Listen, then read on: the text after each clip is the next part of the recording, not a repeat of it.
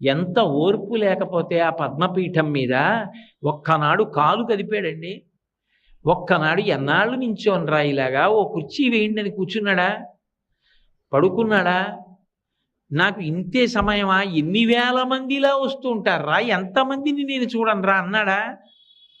అలా చూస్తూనే ఉంటాడు, అనుగ్రహిస్తూనే ఉంటాడు. ఎక్కడో ఉండి మొరలు పెట్టుకున్నా ఆపద మొక్కల వాడి కాపాడుతూనే ఉంటాడు, క్షమిస్తూనే ఉంటాడు.